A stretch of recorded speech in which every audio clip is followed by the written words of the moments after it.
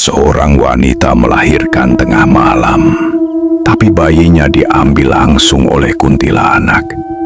Perut Intan semakin hari semakin besar.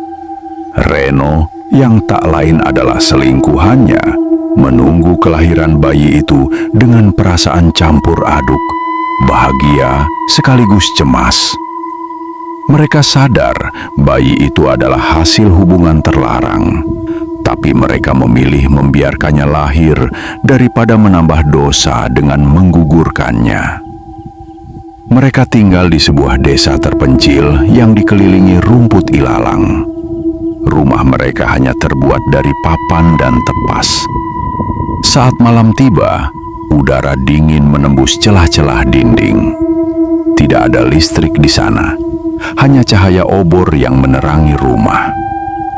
Malam itu, Intan tiba-tiba menjerit kesakitan. "Aduh, sakit, Bang!" Reno panik. Ia segera membaringkan Intan di kasur. "Tunggu di sini ya, Abang panggil bidan dulu."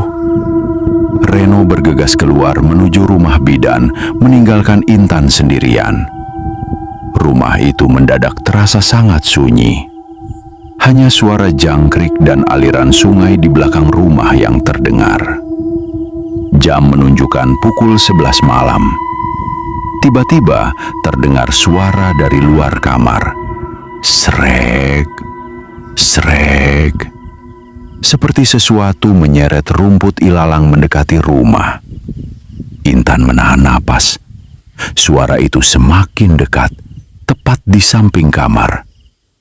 "Bang, kamukah itu?" bisiknya gemetar. Tidak ada jawaban. Yang terdengar hanya suara dinding tepas seperti digesek sesuatu dari luar.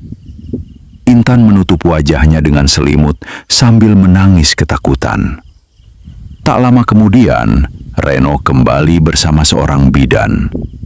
Namun, saat sampai di halaman rumah, Reno melihat sesuatu yang membuat bulu kuduknya berdiri. Di dalam rumah, terlihat bayangan seorang wanita berambut panjang melayang di ruang tamu.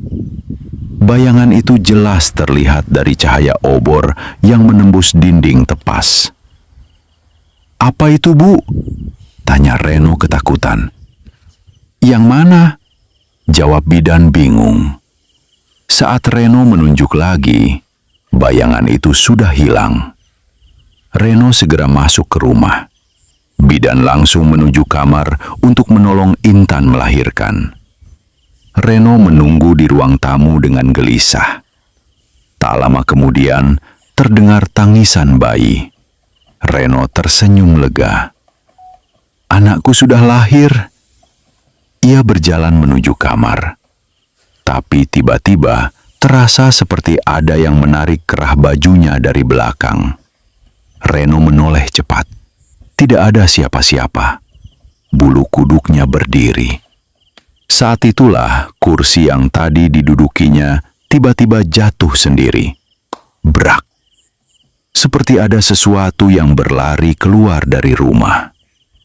Beberapa saat kemudian, bidan keluar dari kamar. "Anakmu sudah lahir, No," katanya. Reno langsung berlari masuk ke kamar.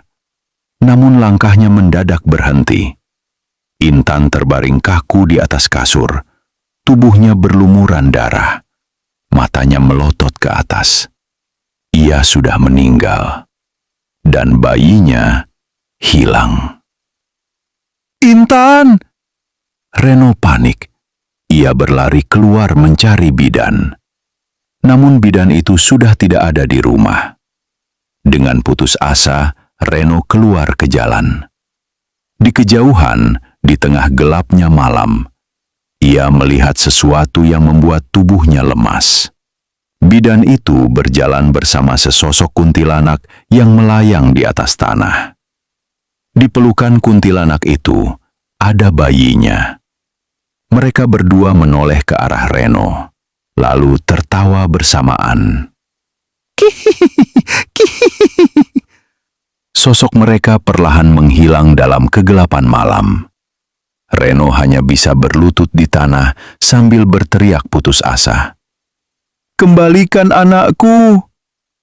Konon katanya, di desa itu pernah ada seorang bidan yang terus dihantui kuntilanak.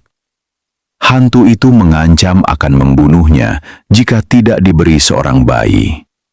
Sejak saat itu, bidan dan kuntilanak itu selalu bekerja sama mencuri bayi yang baru lahir.